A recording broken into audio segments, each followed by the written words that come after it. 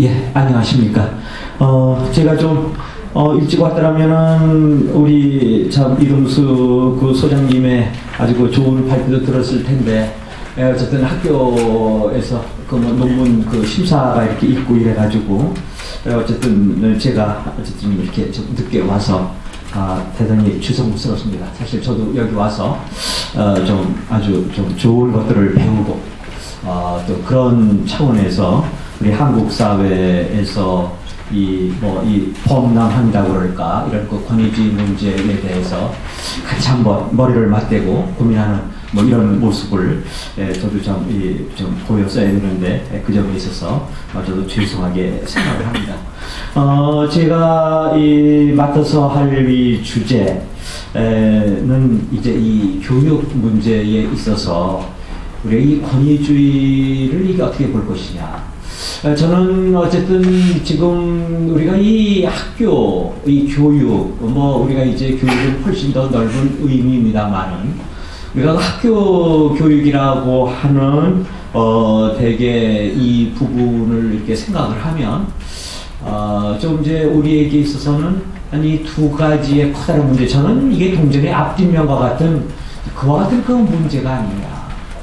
또 어떻게 보면 우리 교육에서의 이 권위주의 문제 또 다른 얼굴 이 권위의 실종, 저는 이 두 가지 문제가 사실 이 교육 그 현장에서 상당히 악화되고 있기 때문에 우리 현실 이 시민사회라든지 이 정치사회라든지 이런 그 문제에도 역시 그 권위의 실정과 또 이 권위주의가 사실 이게 같이 가고 있다. 그런 차원에서 지금 이 교육 그 현장에 있는 이 분들의 그 얘기를 들어보면 저도 물론 이제 교육 현장에 있습니다만은 물론 저는 이제 대학에 있기 때문에 아무튼 이 권위의 실정이라든지 권위 문제, 이 권위주의 문제에 대해서는 중고등학교보다는 그래도 대학은 좀 이렇게 이제 낫다고 이제 얘기할 수 있을 것 같아요.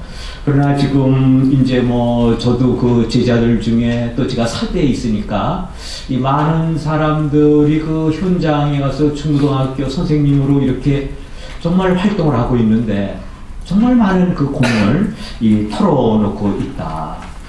그래서 지금 이 학교에서 이루어지고 있는 것들을 보면은 우선 과연 이 학교라고 하는 데가 이 권위가 있는 것이냐. 우리 이제 한민희 이 교수님도 말하자면은 이제 어쨌든 이 사회적인 차원, 이 가정적인 차원 이제 이런 거를 가지고 이 권위, 저는 이 권위라고 하는 것은 굉장히 그 사회가 그야말로 지속 가능성을 가진 공동체로 나아가기 위해서는 우리가 소위 얘기하고 있는 올바른 의미의 이 권위, 이게 우뚝 서야 된다. 그러니까 우리가 권위라고 얘기할 때는 우리가 오소리티라고 얘기를 하는데 이것은 때로는 이 교회의 권위, 또는 이 법의 권위, 또 어떻게 보면은 이 정치 공동체의 권위, 또 부모의 권위, 아버지의 권위.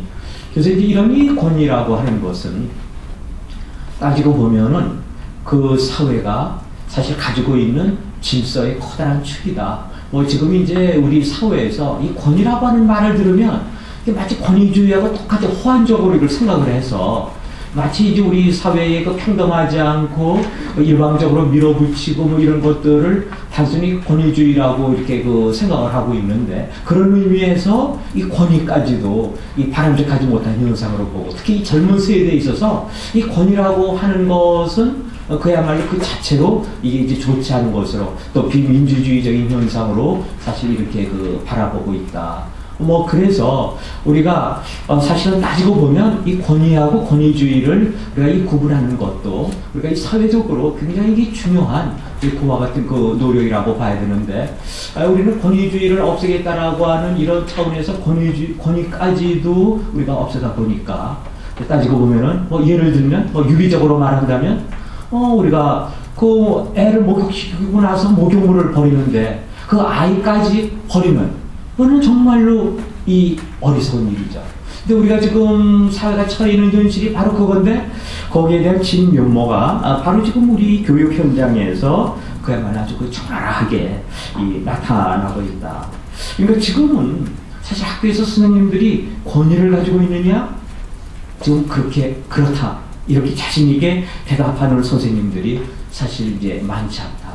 그것은 따지고 보면 선생님의 권위, 학교의 권위, 가르침의 권위, 이 교육의 권위가 지금 상당히 큰 도전을 받고 있는 것이죠.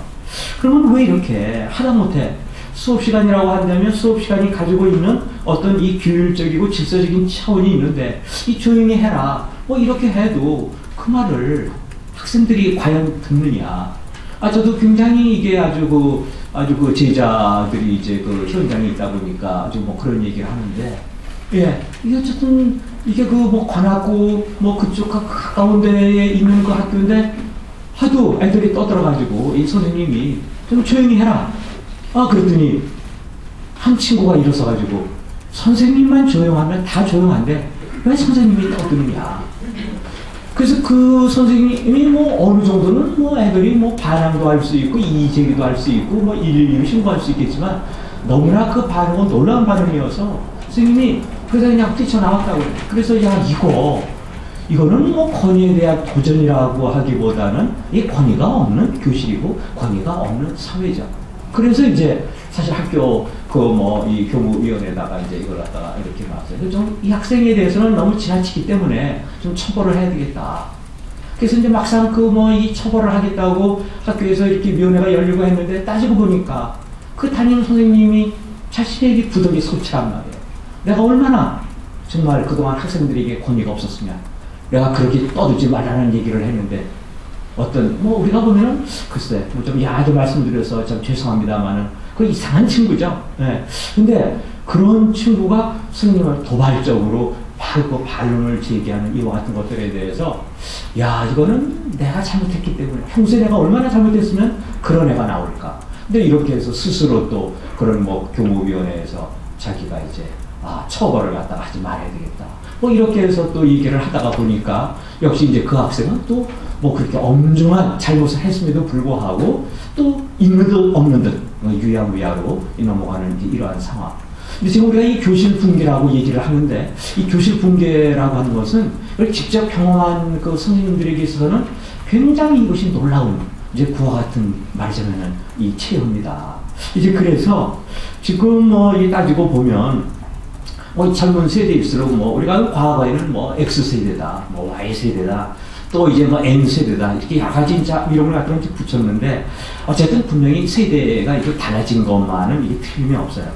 그런데 이제 그렇다고 하더라도 이런 학생들을 교육시켜야 할 그와 같은 그 선생님들이 그러면 이런 것들에 대해서 변화된 어떤 그 추세에 대해서 정말 아주 쉽게 적응을 하고 따라가는 것이 아니라 선도할 수 이제 있는 것이냐. 이제 사실 뭐 이 40, 50대 선생님들만 하더라도 이 당신들이 자랐을 때의 이 생각을 해보면 역시 그것은 규율과 질서, 수능 뭐 이런 것